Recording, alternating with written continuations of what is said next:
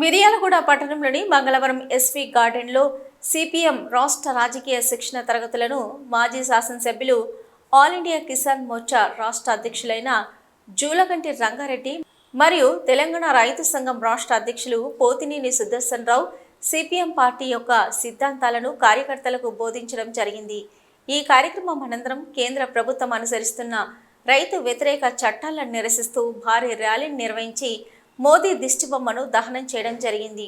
కేంద్ర ప్రభుత్వం గతంలో తీసుకొచ్చిన రైతు వ్యతిరేక చట్టాలను రైతు సంఘాలు రద్దు చేయాలని ఢిల్లీలో ఉద్యమం చేయగా కేంద్ర ప్రభుత్వం దిగివచ్చి ఆ చట్టాలను రద్దు చేస్తామని హామీ ఇచ్చారు. కానీ నేటికి ఆ చట్టాలు రద్దు కాలేదని, రైతుల పట్ల నిజంగా విశ్వాసం ఉంటే వెంటనే ఆ చట్టాలను రద్దు చేయాలని కేంద్ర ప్రభుత్వాన్ని డిమాండ్ చేశారు. ఈ కార్యక్రమంలో వీరితో పాటుగా జిల్లా, మండల, గ్రామ శాఖ కార్యదర్శులు మరియు పార్టీ కార్యకర్తలు పాల్గొనడం జరిగింది.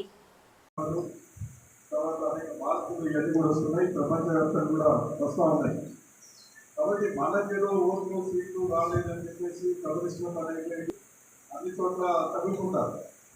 ఎర్రజెండా అనేటువంటిది కమ్యూనిస్ట్ పార్టీ సిద్ధాంతం అనేటువంటిది అది ఏనాటికి కూడా పోయేది కాదు. ఎందుకంటే అందరికీ న్యాయం చేసేటువంటి సిద్ధాంతం, అందరికీ సంపద అందాలనేటువంటి సిద్ధాంతం, అందరూ అన్ని అనుభవించాలనేటువంటి సిద్ధాంతం. మరి మిగతా పార్టీలు అది కాదు. 100% 20% మంది బాగుండాలి, మిగతా వాళ్ళందరూ కూడా దోపిడీ గురవుతూ ఉండాలి, శ్రమిస్తూ ఉండాలి. 100-10-20% మంది మాత్రం ఏ శ్రమ లేకుండానే మరి పెద్ద ఎత్తున వందల వేల లక్షల కోట్ల సంపద వాళ్ళు అనుభవిస్తూ ఆ రకంగా ఉండాలనేది వాళ్ళ పార్టీల సిద్ధాంతం.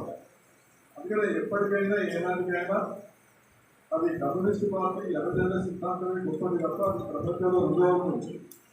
ఇలా ప్రపంచంలో ఎర్రజెండా రాజ్యాలు ఉన్న దగ్గర ప్రజలందరూ కూడా అన్ని అనుభవిస్తూ ఉన్నారు.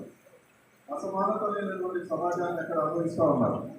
కాబట్టి మన ఎర్రజెండాకి, కమ్యూనిస్ట్ పార్టీకి ఎవరు ఏం చెప్పినా కూడా తాత్కాలికంగా మనకు కొన్ని ఎదురుదెబ్బలు తగిలినా ఓట్లు సీట్లు అనేటువంటి ఇప్పుడు కార్పొరేట్ రాజకీయాలు వచ్చి సంతలో సరుకులాగా వాళ్ళు ప్రవేశిస్తున్నారు. కాబట్టి వాళ్ళకి తాత్కాలికంగా ఉండొచ్చు. ఇవాళ పార్టీ గ్రహంలో చూస్తున్నాం. టీఆర్ఎస్ పార్టీ వాళ్ళందరూ ఒక్కొక్కరు 100 మంది కాంగ్రెస్ పార్టీలో చేరుతున్నారు, ఒకరిద్దరు బీజేపీలో చేరుతా ఉన్నారు. దీంట్లో నుంచి దాంట్లో నుంచి దీంట్లో ఆ పార్టీలో ముఖ్యమైనటువంటి పాత్ర ఉన్నటువంటి వాళ్ళు కూడా ఆశయం లక్ష్యం లేనటువంటి వాళ్ళు రాజకీయ నాయకులుగా రాజకీయ పార్టీలు పెట్టుకుని చలామణి అవుతా ఉన్నారు. ఎంతకాలంలో చలామణి కాలేదు.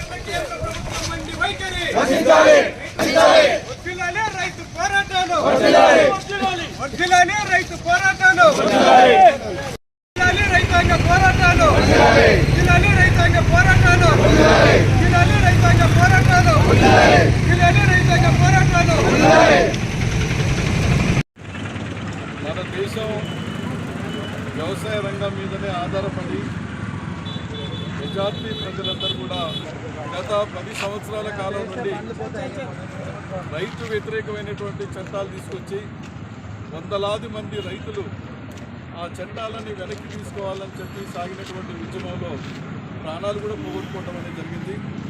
చివరికి ఏడ్చుకుంటూ ఆ చట్టాలను వెనక్కి తీసుకున్నాడు. కానీ రైతులు పండించినటువంటి పంటకు ఒక గ్యారంటీ అనేటువంటిది ఉండాలి. గ్యారంటీ కల్పించడానికి కావాల్సినటువంటి ఒక సమగ్ర చట్టం పార్లమెంటులో తీసుకురావాలని చెప్పేసి రైతు సంఘాలు కోరినప్పుడు అది ఆలోచిస్తామని చెప్పి మరి 3వ అధికారంలోకి వచ్చిన తర్వాత కూడా దాన్ని ఏమాత్రం కూడా పట్టించుకోకుండా రైతు వ్యతిరేకమైనటువంటి విధానాలే అవలంబించడం అనేది జరుగుతూ ఉన్నది. కాబట్టి ఇప్పటికైనా మోడీ తర్వాత ఎన్డీఏ ప్రభుత్వం రైతుల ఎడల, పేదవాళ్ళ ఎడల ఒక సానుకూలమైనటువంటి ఆలోచన చేయాలి. లేకపోతే ఏ రైతులు, ఏ కార్మికులు, ఏ శ్రామికులైతే మొన్న జరిగినటువంటి ఎన్నికల్లో మీకు బుద్ధి చెప్పారో అంతకంటే ఎక్కువ గుణపాఠం చెప్పవలసినటువంటి పరిస్థితి కూడా వస్తుందని చెప్పేసి కూడా వందలాది రైతు సంఘాలు, ప్రజా సంఘాలన్నీ కూడా పోరాటానికి సిద్ధంగా ఉండడం అనేది జరుగుతూ ఉన్నది. అట్లాగే రాష్ట్ర ప్రభుత్వం కూడా ఎన్నికల సందర్భంగా రైతాంగానికి ఇచ్చినటువంటి హామీలు అవి చిత్తశుద్ధితో అమలు చేయాలి. వాటిని అమలు చేయడంలో జాప్యం జరుగుతూ ఉన్నది. రైతు భరోసా కానివ్వండి, రుణమాఫీ కానివ్వండి, తర్వాత లోన్స్ ఇచ్చే విషయంలో ఇవాళ వ్యవసాయ సీజన్ స్టార్ట్ అయింది కాబట్టి విత్తనాలు, మరి కల్తీ లేనటువంటి పురుగు మందులు ఇవన్నీ కూడా వారు సరఫరా చేయవలసినటువంటి అవసరం ఉంది. అట్లనే పంటల బీమా పథకం అనేది కూడా అమలు చేయాలి. పంటల బీమా పథకం పేరుతోటి బ్యాంకర్స్ లోన్ ఇచ్చేటప్పుడు రైతుల దగ్గర నుంచి కట్ చేసుకుంటూ ఉంటారు, కానీ ఎక్కడా కూడా అది అమలు కావడం లేదు. రైతులకు నష్టపరిహారం ప్రభుత్వం ఇవ్వటం లేదు. అదృష్టవశాత్తు పంటలు బాగా ఉండి పండుతనేమో రైతు కొంత ఏదో రకంగా పెట్టుబడులు వెళ్తూ ఉన్నాయి. ఏ కారణం చేత చనిపోయినా కూడా రైతులు బలైపోతూ ఉన్నారు. అందుకనే నష్టపరిహారం అని ఇవ్వాలి. రైతు పంటల బీమా పథకాలను ఖచ్చితంగా అమలు చేసినప్పుడే రైతులు పంట పండించాలని భరోసా, వ్యవసాయం చేయాలని భరోసా, ధైర్యం అనేది వస్తుంది. ఈ విషయాలని పరిష్కారం చేయాలి. కేంద్రం ప్రధాన బాధ్యత, రాష్ట్రం కూడా వీటిని పరిష్కారం చేయడానికి ముందుకు రావాలని చెప్పి